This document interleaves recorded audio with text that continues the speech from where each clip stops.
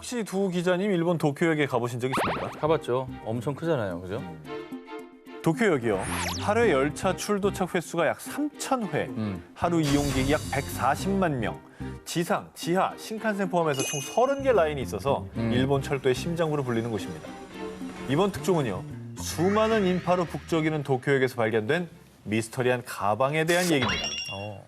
2015년 5월 31일 일본 도쿄역의 수화물 보관소 한 직원이 한 달간 주인이 나타나지 않은 노란색 여행용 가방 속을 확인했습니다.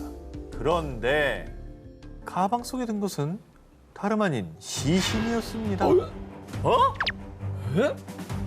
해당 가방은 약 한 달 전인 4월 26일 도쿄역 마루노우치 출구 방향에 잠기지 않은 물품 보관함에서 발견됐습니다. 이후 가방은 수화물 보관소로 옮겨졌고 보관 기한인 한 달이 지나도 주인이 나타나지 않자 한 직원이 가방 속에 단서가 있나 싶어서 열어서 확인했던 거죠. 야, 근데 진짜 간이 크다. 그렇게 사람 많이 오가는 그곳에 그걸 들고 나타나다니. CCTV도 엄청 많을 텐데. 그러니까. 뭔 생각이지? 분명히 지켰을 것 같은데. 경찰은 해당 시신의 신원 확인과 범인 수색을 위해 CCTV 영상 분석에 돌입한다고 전해졌고요. 특히 조사를 통해 가방 속 시신은 키가 약 140cm의 마른 체형에 틀니를 착용한 70에서 90대의 여성으로 추정됐습니다만 그러나 한 달간에 이미 시신의 부패가 진행된 상태로 시신의 신원 확인은 불가능했습니다. 그렇겠지. 그래도 아까 그 물품 보관함 위치도 그 출구 계단 바로 앞에 있더라고요. 그리고 그 하루 유동인구가 140만 명이면 증언도 엄청났을 것 같은데. 그러나 용의자를 봤다는 유력한 목격자는 결국 나타나지 않았다고 합니다. 그래도 음.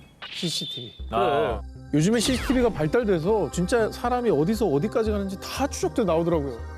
사건 해결의 마지막 희망 CCTV를 분석해 본 결과 4월 26일 오전 8시에서 9시경 노란 가방을 보관함에 넣는 한 남성을 포착. 거봐요. 됐네. 나왔네. 됐네. 하지만 근데 CCTV 영상 속 해당 남성의 신원 파악 역시 실패하며 왜? 끝내 이 사건은 미제로 남게 됐습니다.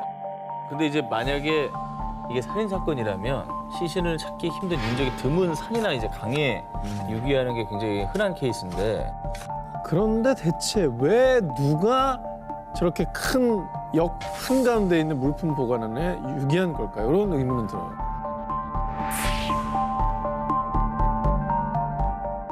(2009년 2월 2일) 미국 뉴멕시코주 엘버커키의 사막 지역 웨스트메사에서 반려견과 함께 산책을 하던 한 여성.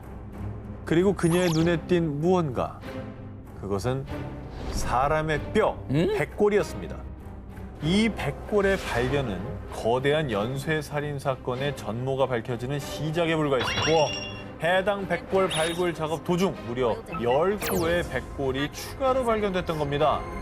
한 지역에서 그러면 저게 여기 나왔다는 거는 이제 11명의 시신이 같이 매장이 돼 있었다는 얘기네. 최소한이죠.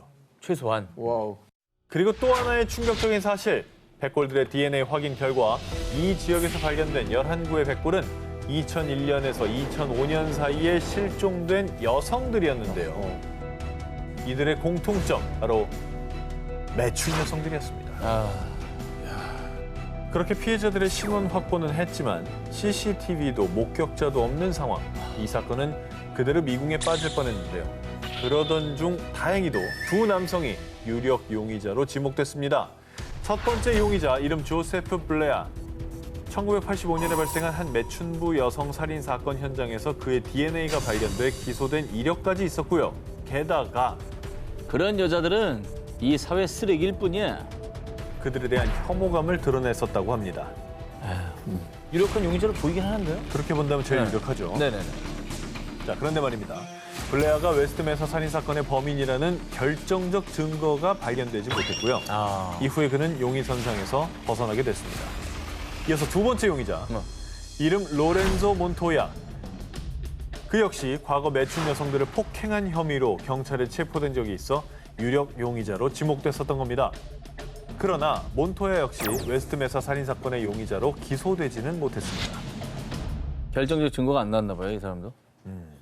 그 이유는 백골들이 발견되기 3년 전인 2006년 용의자 몬토야는 한 여성을 폭행하다가 피해 여성의 남자친구가 쏜 총에 맞아 이미 사망한 뒤였는데요. 따라서 몬토야에 대한 추가 수사가 불가능해졌던 거죠. 결국 웨스트메사 살인 사건은 미스터리로 남고 말았는데요. 야, 그리고 이 사건이 미제 사건으로 남아 더 안타까운 이유. 웨스트메사 인근에서 실종된 또 다른 여성 6명의 행방이 여전히 밝혀지지 않았기 때문입니다. 오카야마 지하 호수 행방 불명 사건. 2008년 1월 5일 오후 6시 15분. 일본의 오카야마 현의 한 경찰서로 걸려온 한 통의 전화. 히메사카 동굴 속 지하호수에 사람이 빠졌다는 신고 전화였습니다. 신고자는 탐구 동아리 회원들로요. 그들은 동아리 회원 중 한 명인 나구라 유우키가 호수에 빠져 실종됐다고 설명했는데요. 아니 동굴 탐험 같은 건 보통 이렇게 단체로 다니지 않아요? 그렇죠. 혼자 이렇게 실종될 수가 있나요? 길을 잃으면 그럴 수 있죠. 아니 그 몰려다니고 막 그러지 않나요? 멀리 다니다가 괜히 여기 신기해서 이렇게 들어가다가 혼자 길 잃어가지고 네, 뭐 그럴 수 있지 않을까요? 오전 11시 30분 나구라를 포함한 5명의 회원들이 동굴 탐험을 시작했고 오후 2시쯤 동굴 속에 있던 지하 호수에서 수영을 하기 위해 들어간 나구라가 어느 순간 갑자기 사라졌다는 것이었는데요. 아 근데 아까 오후 6시 15분에 신고했다고 했잖아요. 오후 2시에 실종이 됐으면은 실종되고 신고하기까지가 한 4시간을 그냥 날린 거 아닙니까? 너무 오래 걸린 거 아니에요? 찜찜하죠. 네. 자, 그렇습니다. 동굴 입구와 사건이 발생한 지하 호수는 편도로 한 1시간 반 거리. 동아리 회원들이 오후 2시에 사고를 목격하고 신고를 위해 동굴 밖으로 나왔다고 하더라도 늦어도 4시쯤에 신고가 들어갔어야 되지만요. 그렇지. 이 2시간이 넘는 긴 공백이 있는 겁니다. 하지만 이 공백에 대해서 동아리 회원들은요. 아니 거기 길이 워낙 험해서 헤매느라고 나오는데 오래 걸렸어요. 일단 경찰은 실종된 나구라를 찾기 위해 6일 동안 밤낮 없이 수색했지만 끝내 나구라의 시신은 발견되지 않았고요. 결국 경찰은 단순 사고로 사건을 종결지었습니다. 하지만 사건 이후에도 논란은 계속되었습니다. 자, 먼저 이 호수는 물이 매우 탁해 잠수나 수영을 하기엔 적절치 않은 곳인데요. 그리고 지하 호수를 향하는 구멍은 매우 험하기 때문에 와이어와 로프를 이용해야 내려갈 수 있었는데요. 그런데 나구라가 호수에 빠져 실종됐음에도 불구하고 동아리 회원들은 와이어와 로프를 철거하고 모두 함께 동굴 밖으로 나왔다는 점입니다. 봐요. 장비를 다 걷어 나오면 나구라가 이제 호수에서 나왔다 쳐요. 나올 방법이 없어요. 못 나오지. 네. 못 나오는 거예요. 미심쩍은 정황은 이뿐만이 아닙니다. 동아리의 회장과 부회장은 경찰과 기자를 피해 다니다 동아리에서 돌연 탈퇴했고요. 심지어 누군가 나구라의 SNS에 로그인해 나구라의 글들을 무단으로 조작, 삭제하는 일까지 벌어진 겁니다. 어머야. 저봐 뭔가 있네. 단체로 뭐야. 지금 범죄를 저질렀구만 보니까. 무슨 내용이 SNS에 있길래 해킹까지 하고 조작을 하고 뭐 지우고 그래요? 저는 오히려 그 조작되거나 삭제된 글이 뭔지 궁금하네요. 어허. 뭘 감추고 싶었을까? 그렇지. 뭘 조작했을까? 네. 나구라는 어쩌다 지하 호수에 들어가게 됐을까요? 아니, 함께 동굴 탐사를 떠난 게 맞긴 한 걸까요? 토필드 정화조 변사체 사건. 1977년 4월 13일 캐나다 알버타주 토필드의 조용한 시골 마을에서 정화조 청소를 하던 노부부. 청소 도중 우연히 정화조 속을 들여다본 아내의 눈에 띈 것은 노란 시트로 감싸져 있는 시신이었습니다. 그런데 말입니다. 여태까지 봤던 시신들 중 가장 잔인하고 끔찍한 상태였습니다. 피해자 몸에서 발염장치로 불태워진 흔적을 발견. 심지어 주요 부위까지 잔인하게 훼손돼 있었고요. 직접적인 사인은 총상으로 추정됐습니다. 그렇게까지 뭐 고통을 줬다는 거는 역시 또 원한에 의한 살인이 아닐까 뭐 이렇게 보이는데. 그러게. 그렇습니다. 이후에 경찰들은 시신의 신원 확인에 집중. 하지만 시신이 너무 부패해서인지 1976년에서 77년 사이에 사망한 20대 중반에서 30대 초반의 백인 남성으로 추정할 뿐 정확한 신원을 확인할 수는 없었는데요. 그래도 다행히 당시 시신의 치아에서 치과 치료의 흔적을 발견. 경찰은 그의 치과 기록을 바탕으로 알버타주 내 약 800개의 치과에 수사 협조를 의뢰했습니다.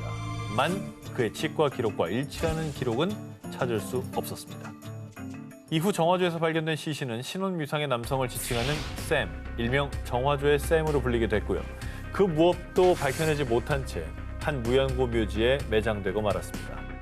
아, 정말 안타깝네요. 신원이라도 좀 밝혀졌어야 되는데. 그리고 정화조의 샘이 발견된 지 2년 뒤. 제가 샘의 얼굴을 복원해 보겠습니다. 자, 그런데 말이죠. 복원된 샘의 얼굴은 기존에 추정했던 백인 남성이 아닌 아프리카 원주민의 모습이었습니다. 뭐야? 그럼 수사 자체가 첫 단추가 잘못 끼워진 거 아닙니까? 그런 거죠. 과연 그는 어떤 이유로 잔혹한 모습으로 정화조에 유기됐던 걸까요?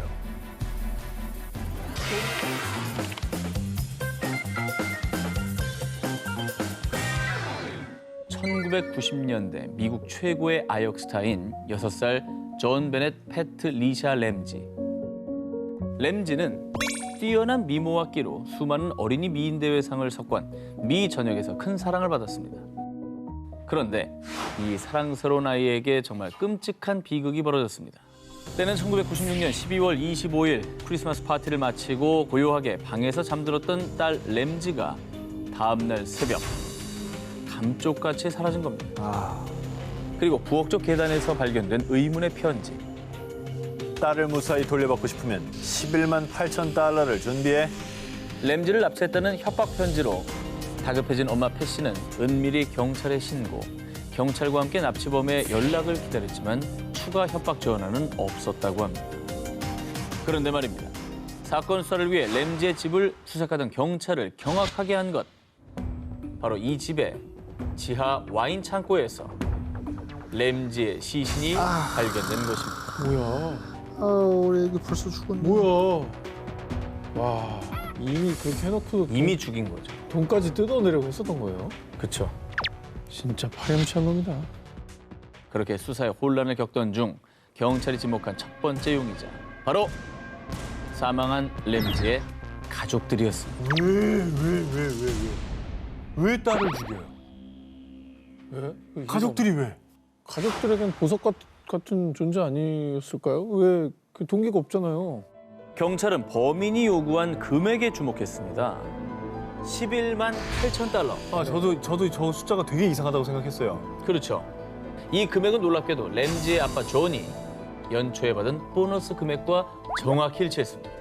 게다가 협박 편지는 그 집에 있던 종이와 연필로 작성한 것이었는데요. 하지만 램지의 부모는 억울함을 호소, 10만 달러의 현상금을 걸고 사설 탐정과 변호사를 고용하는 등 진범을 찾기 위해 백방으로 노력했습니다. 근데 왜 11만 8천 달러지? 보너스에 대해서 알고 있는 누군가. 보너스를 얼마 받은지 알고 있는 그죠?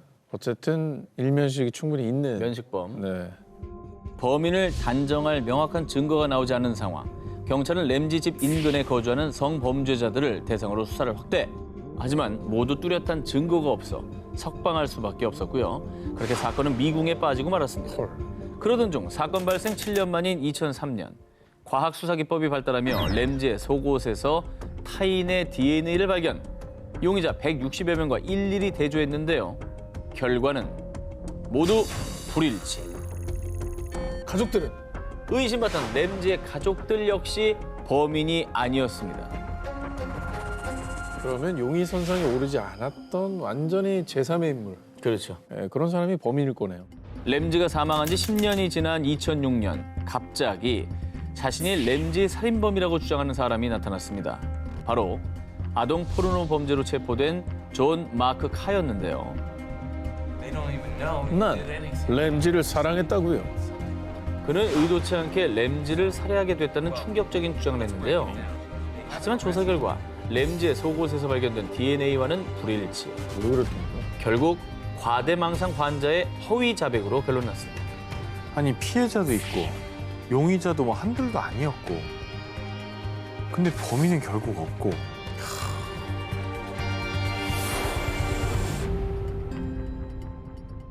1981년 일본 전역을 들끓게 했던 끔찍한 살인 사건의 용의자가 체포됐는데요.